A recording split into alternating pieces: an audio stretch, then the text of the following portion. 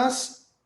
En la sesión de hoy vamos a abordar lo referente a la posibilidad que una corte de apelaciones pueda dictar una sentencia absolutoria proveniendo el recurso frente a una sentencia condenatoria dictada por un tribunal de primera instancia.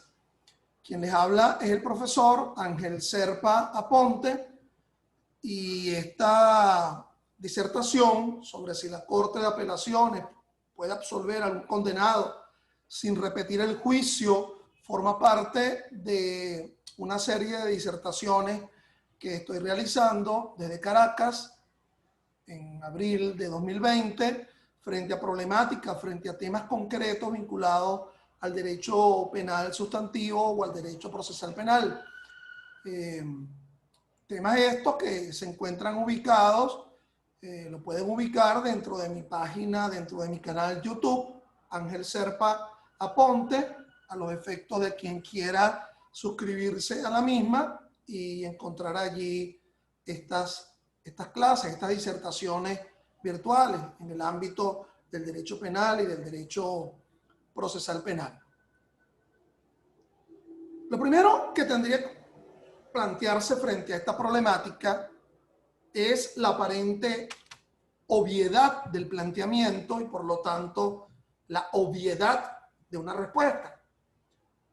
Ya muchos de los que me están escuchando y algunos de los alumnos que se incorporen acá, bueno, si estoy hablando de una corte de apelaciones es porque estoy hablando de una alzada, el Tribunal Superior en el ámbito procesal penal venezolano, regulado en el Código Orgánico Procesal Penal, que tiene la competencia para resolver fundamentalmente el recurso de apelación, tanto el recurso de apelación de autos como el recurso de apelación de sentencia, pero también esa Corte de Apelaciones tiene otras competencias, como por ejemplo resolver las incidencias de apartamiento, recusación o inhibición de tribunales de primera instancia, pero también tendría como competencia la posibilidad de resolver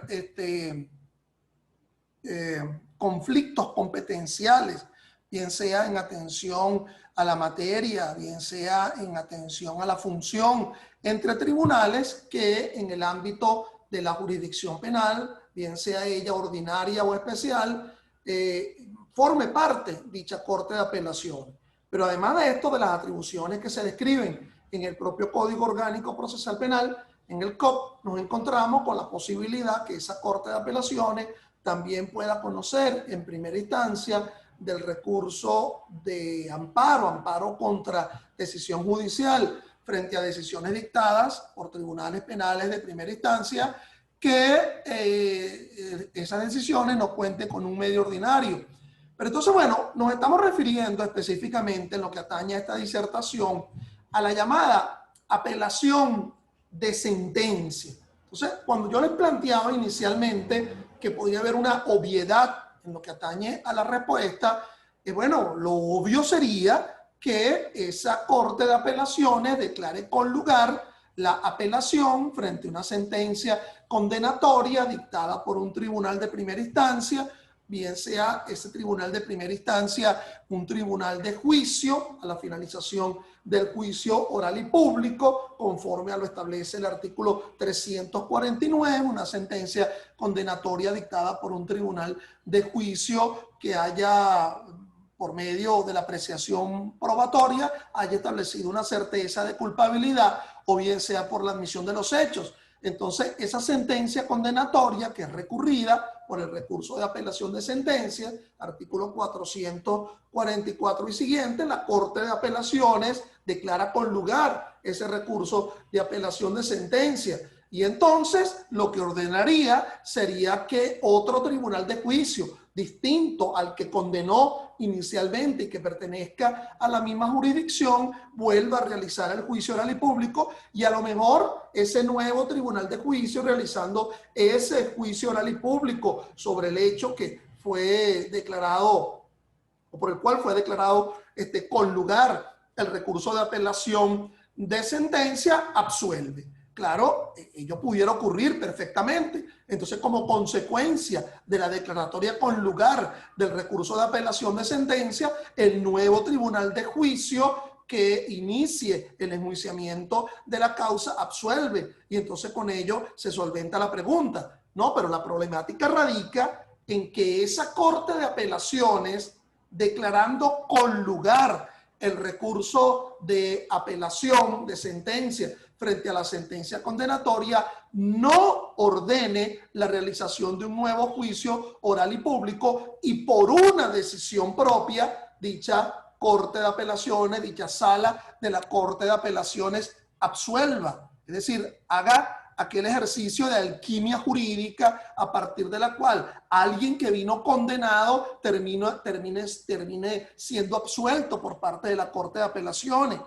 Yo creo que se muestra obvio ante ustedes dónde está la problemática del asunto. La problemática radicaría en que esa Corte de Apelaciones, ante esa Corte de Apelaciones, no se ha producido el juicio oral y público. Es decir, no ha habido un debate con respecto a las pruebas. Por lo tanto, no ha habido una relación de inmediación entre el juez que aprecia dicha prueba, esa prueba que ha sido ofertada por el titular de la acción penal, pero también podemos encontrarnos con la prueba de descargo, la prueba que obra a favor de la pretensión de la defensa en que se absuelva a alguien.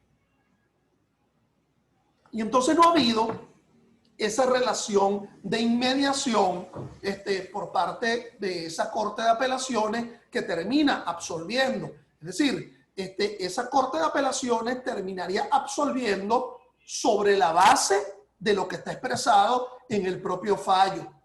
Es decir, en el fallo, en ese fallo condenatorio, se advierte una apreciación de la prueba, se advierte la realización de un juicio oral y público, todo aquel quehacer probatorio estaría expresado en ese fallo. ¿Y qué es lo que estaría difiriendo? ¿Qué es lo que qué es lo que no está de acuerdo esa Corte de Apelaciones? Bueno, nada menos que la consecuencia jurídica a la que ha llegado ese tribunal de juicio al apreciar la prueba, que en lugar de haber terminado condenando, para esa Corte de Apelaciones lo que debió haber dicho es que se termina absolviendo sobre las mismas pruebas, sobre el mismo hecho, sobre la misma calificación jurídica o inclusive por la apreciación que ha asumido el juez de juicio. Es decir, sería una absolutoria mediatizada, no sería en una relación de inmediación, porque esa apreciación probatoria en una forma directa no ha sido asumido por esa Corte de Apelación. Claro que la siguiente pregunta que abordarán muchos de ustedes, bueno, y lo permite la norma, ir a lo netamente normativo, es decir, la posibilidad de que el Código Orgánico permita esa posibilidad. Quizás no sé si me estaría escuchando en este momento o luego cuando alguien se incorpore al canal YouTube, alguien que esté en otras latitudes, ¿verdad? Diré, bueno, no hay tal problema en el ámbito de mi Código Procesal Penal, si me lo permite, pero la problemática estaría vinculada a la manera como lo establece el propio Código Orgánico Procesal Penal. Ahí está el quid del asunto, ahí está la problemática del asunto.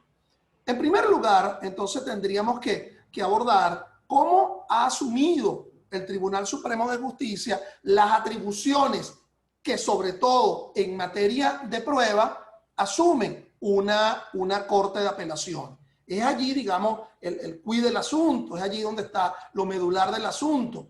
Es decir, desde que el Código Orgánico Procesal Penal ha estado en plena vigencia y en las diferentes reformas del Código Orgánico Procesal Penal ha sido bien enjudiosa, bien insistente las decisiones de la Sala de Casación Penal del Tribunal Supremo sobre que la Corte de Apelaciones no tendría por qué apreciar prueba. Lo que tendría que realizar es valorar el mal o el buen uso en la apreciación de la prueba que asumió el Tribunal de Primera Instancia.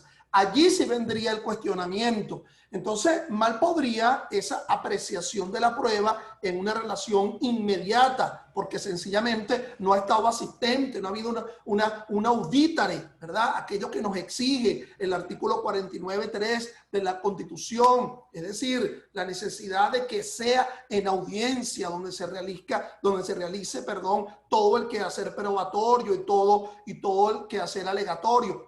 Pero también hay algo muy importante.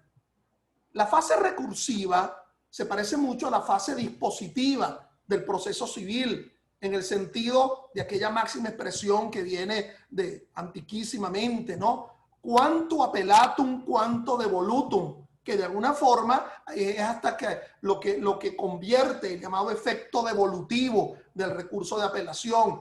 Recurso de apelación, ¿verdad?, teniéndose ambos efectos, un efecto suspensivo, se suspende la ejecutoriedad del fallo que se ha recurrido, y el llamado efecto devolutivo. Eso del efecto devolutivo también ha sido asumido en una doble concepción. Por una parte, el efecto devolutivo asumiendo que una alzada, que un tribunal distinto es quien va a conocer el recurso. Ojo, no solamente en su procedencia, sino también en su admisión, distinto a lo que existe en el proceso civil. No le correspondería al ACO, al tribunal contra cuya decisión se está recurriendo, inadmitir el recurso. Ambas decisiones, la de admisión y la de procedencia, la de admisión y la de el con o el sin lugar, le correspondería a esa Corte de Apelaciones, siendo que la inadmisión de un recurso por parte del Tribunal de Primera Instancia contra cuyo fallo se está recurriendo, bueno, no estaría dado el llamado recurso de hecho que se establece en el Código de Procedimiento Civil. No lo contempla el Código Orgánico Procesal Penal, y tendríamos que acudir a la apelación, al amparo ante la inexistencia de un recurso. Entonces, fíjense que el tema de invocar a través de causales, es decir, para algunos el recurso de apelación de sentencia es un recurso extraordinario en el sentido que tiene que ser sobre la base del encauzamiento, la indicación de causales, pero no solamente la indicación de causales, sino que los efectos de la declaratoria con lugar del recurso están absolutamente precisados, bien determinados, ¿verdad?, en el propio Código Orgánico Procesal Penal. Disculpe, tengo aquí un problemita logístico con respecto a la luz que nos alumbra acá, ¿verdad? Entonces, bueno, no es solamente la invocación de la causal en específico, sino que el efecto de la declaratoria con lugar de esa específica causal está predeterminado en ese Código Orgánico Procesal Penal. Entonces, el tema de la fundamentación de la apelación a través de causales ha sido, bueno, abundantemente determinado, abundantemente decidido por la Sala de Casación Penal o inclusive la Sala Constitucional del Tribunal Supremo de Justicia. Por muestra de ello, la sentencia 1598 del 20 de diciembre del 00, esta de la Sala Constitucional. Los requisitos establecidos en el Código Orgánico Procesal Penal para que sea procedente la apelación de una sentencia definitiva no son simples formalismos que podrían ser obviados, sino que estamos en presencia de unos requisitos esenciales a la naturaleza del entonces nuevo proceso penal venezolano, los cuales deben ser estrictamente acatados, por lo que al no cumplir la parte apelante con los requisitos exigidos por el Código, de expresar concreta y separadamente cada motivo que según su opinión hace procedente el recurso de apelación y la solución que se pretende con el mismo, se le hace imposible al juez competente para conocer la apelación determinar cuál es la parte en la sentencia. Es lo que se denomina el principio de competencia recursivo, es decir, señalar qué componente del fallo, indicar a través de qué causal se está encauzando, se está vehiculizando el recurso, pero además la solución que se pretende. Yo fui durante 15 años magistrado, juez en la Corte de Apelaciones Penales de Caracas. Yo no sé, me decían después en chanza y que esa sala, esas diferentes salas donde yo estuve, en la sala 5, en la sala 9, en la sala 4, la sala 8 la llamaban la escuelita porque había un tipo ahí, un magistrado que preguntaba mucho, ¿no? Entonces la gente no sé si es que se asustaba a los litigantes o no, pero yo sí preguntaba algo. Yo sí le preguntaba al recurrente, ¿qué usted quiere con el recurso de apelación? ¿Qué quiere usted de nosotros? ¿Qué es lo que quiere? Bueno, la pregunta es meritoria, porque también frente al tema de la problemática que se aborda, es decir, si es posible que una corte de apelaciones pueda dictar una decisión propia, absolutoria, revocando una sentencia condenatoria sin ordenar la repetición del juicio, tiene mucho que ver del pedimento del recurso de apelación. Generalmente se asumen recursos de apelación de una forma un tanto ritual, ¿verdad? Un tanto como fastidiada, una forma de que, bueno, se ordena que se repita, se pide que se repita el juicio oral y público. Y uno observa en pocos recursos de apelación el pedimento concreto ante la Corte de Apelaciones para que dicte una decisión propia. Poco se ve eso en los recursos de apelación, aún menos se ve en los recursos de casación, aun cuando el propio artículo 459 estaría dando la misma posibilidad que nos abordamos frente a esta problemática del dictado de la decisión propia.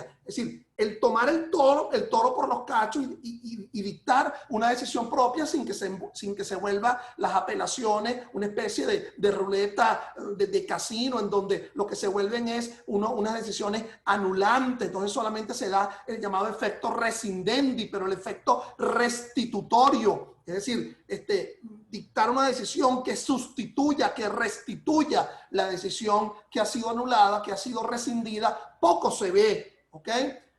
Quizás mucho viene dado en el enfoque de la causal sobre la base del artículo 444 vinculado al artículo 449 del COP, pero mucho tiene que ver también en qué causal se está apelando, en el sentido que si es un neto problema de mala apreciación de la prueba, de inidónea apreciación de la prueba por parte del juzgador, pero no en la capacidad que tiene la prueba de transformar un hecho aportado en un hecho probado, sino de simple iuria novi curia, de conocimiento jurídico del juez, es decir, la consecuencia jurídica que se derivaría de esa probanza que se hizo perfecta, transformar un hecho aportado en un hecho probado, perfecto, pero ahora viene la segunda parte de la motivación, que derivar la llamada consecuencia jurídica de esa probanza.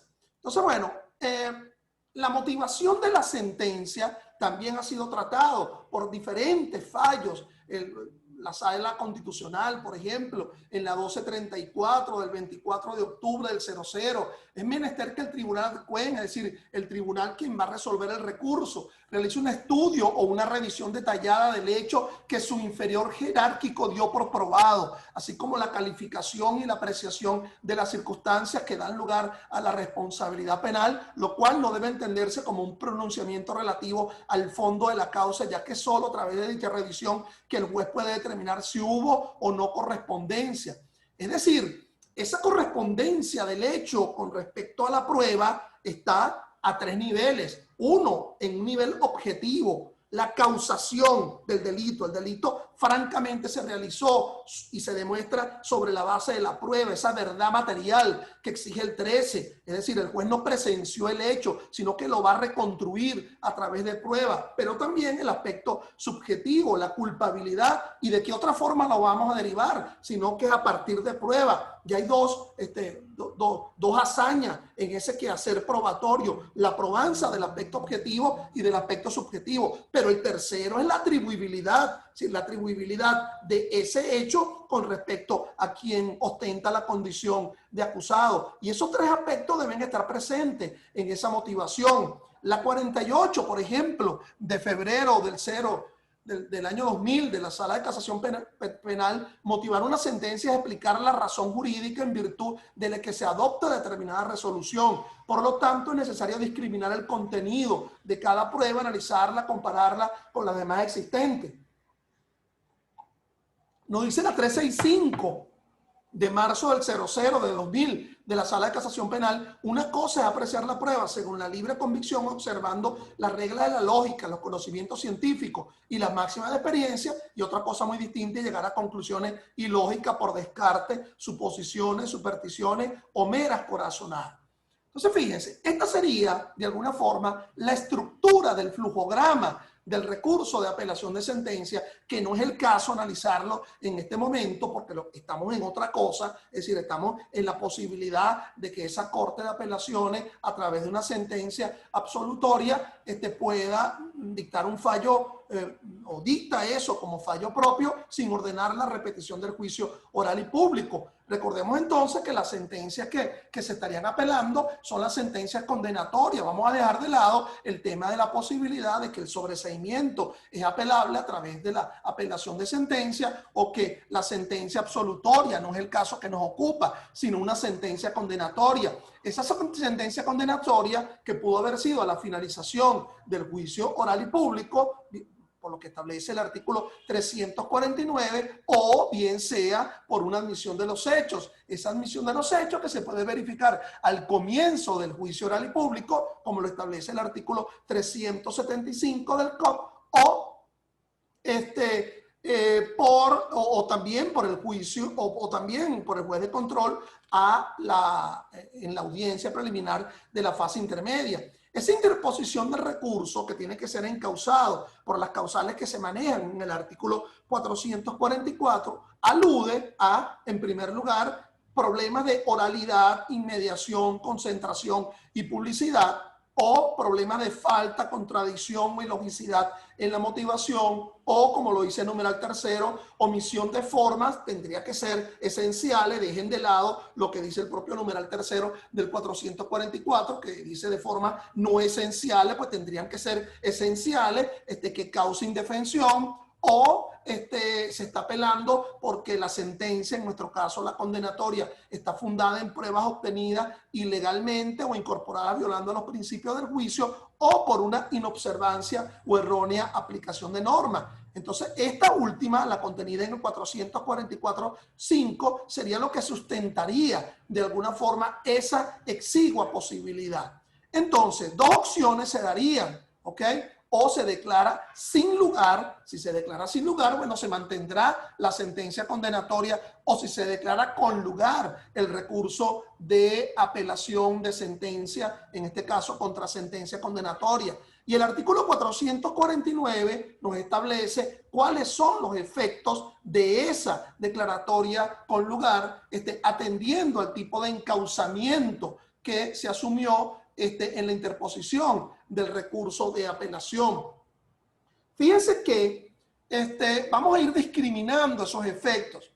Si es por alguna de las causales previstas en los numerales 1 y 2 del artículo 444, entonces se anulará la sentencia impugnada y se ordenará la celebración del juicio oral y público ante un tribunal de juicio distinto al que lo celebró inicialmente. Es decir, si se declara con lugar la apelación de sentencia porque lo que se encuentra es que hubo una violación de normas relativas a la oralidad, inmediación, concentración y publicidad, es decir, un tema de la obtención probatoria bajo pautas de celeridad, bajo pautas de garantía, o es un problema que atiende a la motivación del fallo, bien sea porque no hay ningún tipo de motivación, falta o hay contradicción interna o externa con respecto al acta del juicio oral y público, o es ilógico, se afrenta los principios de la lógica, bueno, eso va a conllevar a la realización del juicio. Si la decisión, por su parte, lo que declara con lugar es lo contenido en el numeral 3 del artículo 444, es decir, quebrantamiento o omisión de formas,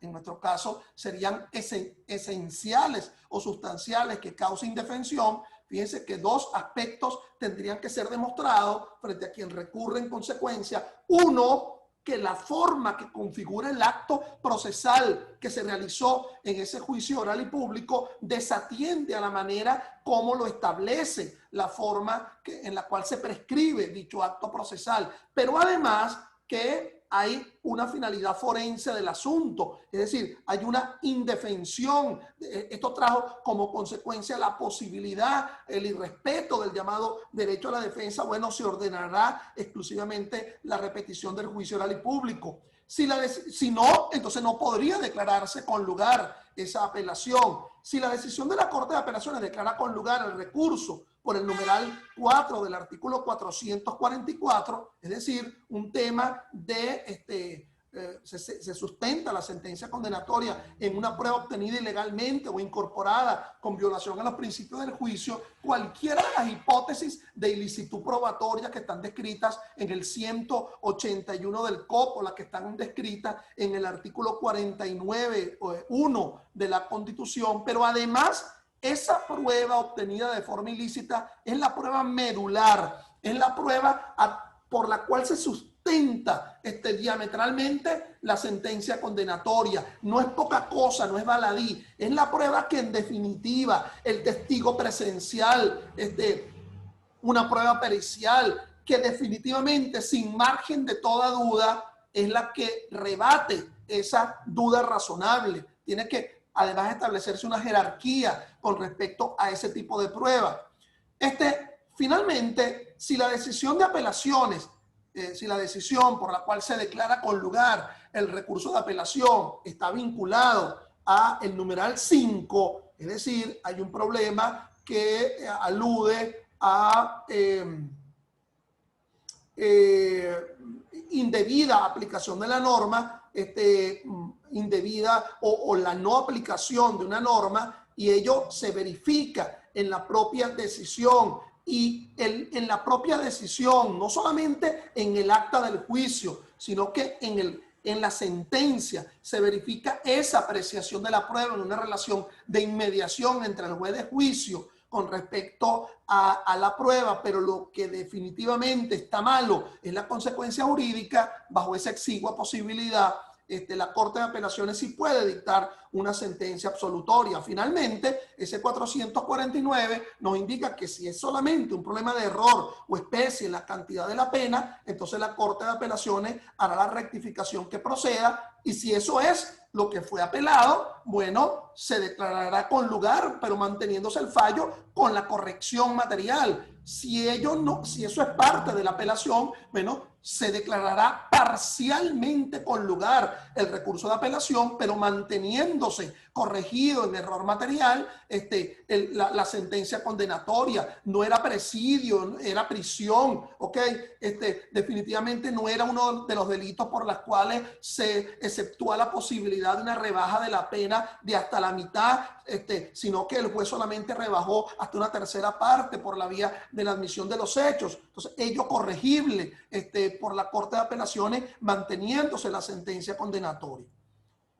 Veamos un ejemplo para tratar de hacerme entender en esta exigua posibilidad. Nos vamos a encontrar con una sentencia condenatoria.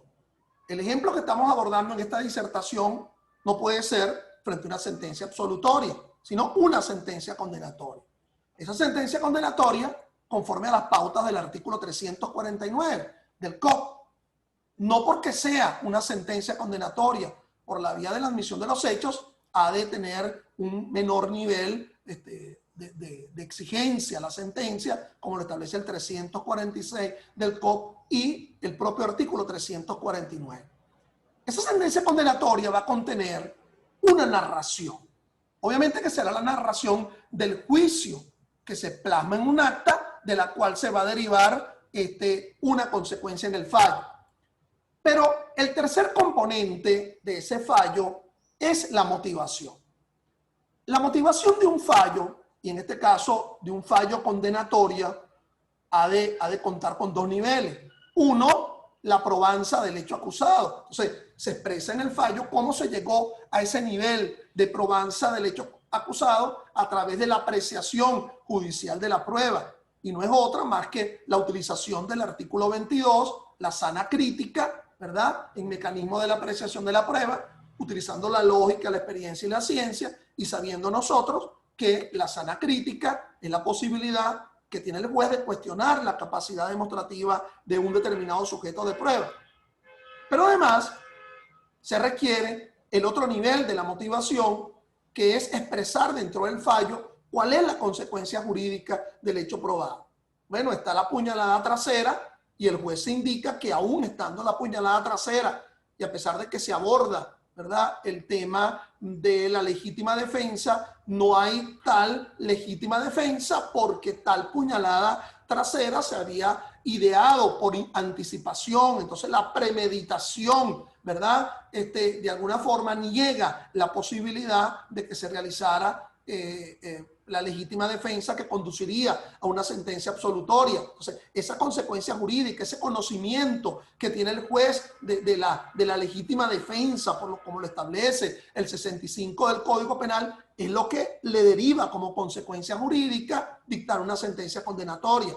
Pero el tercer nivel de esa sentencia condenatoria es su dispositiva. No puede haber una contradicción en esa dispositiva con respecto a lo narrado y a lo motivado. Por lo tanto, la imposición de la pena, ese cálculo de la pena, debe ser una relación, bueno, directa entre lo que se verificó en ese juicio oral y público y la motivación, que, repito, va a doble nivel. Uno, la primera exigencia de motivación es establecer en el fallo cómo se llegó a probar el hecho a través de la apreciación judicial de la prueba. Y dos, la consecuencia jurídica del hecho. Esa sentencia condenatoria requiere ser apelada. No hay conformidad del fallo. Es decir, el perjudicado por el fallo intenta el recurso de apelación de sentencia, que va a ser resuelto por una corte de apelaciones. Esa corte de apelaciones, en el conocimiento de ese recurso de apelación de sentencia condenatoria, bueno, le quedarán dos opciones. O dicta con lugar el recurso o dicta un sin lugar. Entonces, esa apelación de sentencia pasará por la invocación, como ya se ha dicho, de las causales que describe el artículo 444. Es decir, indagar la resolución por parte de la CUEN de una apelación dictada por un tribunal de primera instancia pasa por invocar causales. Uno, la violación de oralidad, publicidad, inmediación y concentración. Dos, la falta, contradicción o ilogicidad manifiesta. Nótese, como ya lo habíamos hablado con anterioridad, que la declaratoria con lugar de cada una de estas causales va a conllevar el efecto que se verifica en el artículo 449. Si es un problema de violación de oralidad, publicidad, inmediación y concentración, bueno, se repetirá el juicio. Sin más, si es un problema de falta, contradicción o ilogicidad manifiesta del fallo, bueno, surge la necesidad de la repetición del juicio. Nótese que hasta injusto es esto, porque a lo mejor quien se equivocó es ese gran amanuense, el juez, en la motivación del fallo. Es decir, hubo errores injudicandum, no hubo errores improcedendum, y más sin embargo el efecto es la repetición del juicio de forma completa. Sigamos abordando esta relación. Si es un quebrantamiento de formas esenciales de indefensión, como lo manifesté con anterioridad, y si se declara con lugar, bueno, sencillamente el efecto sería la repetición del juicio si la forma que causó la indefensión amerita la nulidad absoluta. Es decir, porque puede ser una forma ritual lo que ha conducido el asunto y por lo tanto no hay un perjuicio anulatorio. Ese perjuicio anulatorio que establece el 179 del COP, y se habla de perjuicio anulatorio como atentado de las posibilidades de participación de la otra parte en el proceso. Por otra parte, si la prueba ha sido obtenida ilegalmente o incorporado violando principios, como lo dije con anterioridad, bueno, se repetirá el juicio, como lo manifesté, si la prueba es fundamental para sustentar la sentencia condenatoria. Y si es violación de ley por inobservancia o errónea aplicación, le queda esa exigua posibilidad a la Corte de Apelaciones de dictar una sentencia absolutoria, pero solo si está sustentada en las comprobaciones de hecho que en la recurrida se dieron y ello por lo tanto no afectaría la inmediación y la concentración. Porque si lo que se requiere es de nuevo un quehacer probatorio, entonces mal se podría dictar esa sentencia absolutoria y tendría que surgir la llamada necesidad del juicio oral y público. Como les manifesté, la otra opción es que se declare sin lugar. Si se declara sin lugar, se mantiene la sentencia condenatoria. Pero concretémonos en este último efecto. Si se declara con lugar la apelación de sentencia porque hubo violación de ley, entonces, bueno, esa decisión que va a dictar la Corte de Apelaciones absolutoria deberá sustentarse en la demostración de hecho verificado en la sentencia de juicio, pero que tuvo una conclusión dispositiva inadecuada. Hay un caso que me atañe en lo personal, porque fue conocido por mi persona como magistrado en la Corte de Apelaciones de Caracas, en la Sala 5, la sentencia 1982, ¿verdad? Del 18-1006 por parte de la Sala 5, que fue conocida por la Sala de Casación Penal en su sentencia 167 del 2347. Este es el hecho.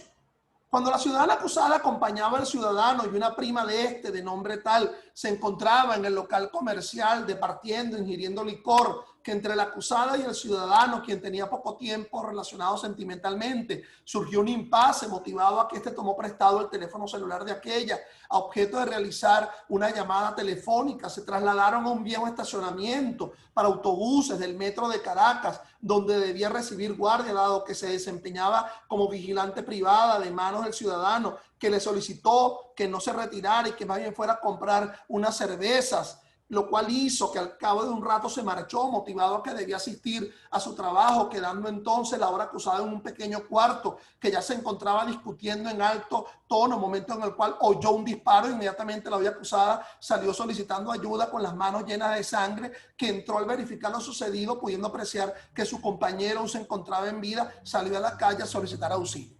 Es decir, una persona que fue, una dama que fue dejada dentro de una garita y que alguien pretendía un favor sexual de parte de ella, ella termina matándolo, dado la presión para obtener el favor sexual. Más sin embargo, el juez no la absuelve, sino que la condena. El juez de juicio la condenó, y estos fueron los elementos que encontró el juez. El que obra constreñido, en la madrugada del día que sucedieron los hechos, la acusada fue dejada encerrada en una garita. Ella, el arma de fuego le introdujo el difunto en la garita. Se produjo un forcejeo por un beneficio sexual. Paradójicamente, la muerte fue producto de defensa. Bueno, y si hay con todo y eso, ¿por qué el juez no la absuelve? Bueno, porque el juez consideró que como el disparo le causó tatuaje al difunto, porque fue un disparo en cercanía, eso reflejaba una intención. Es decir, el juez encontró que un tatuaje en la piel por un disparo en cercanía demostraba una culpabilidad homicida necandi, siendo que francamente un elemento físico que cualquier disparo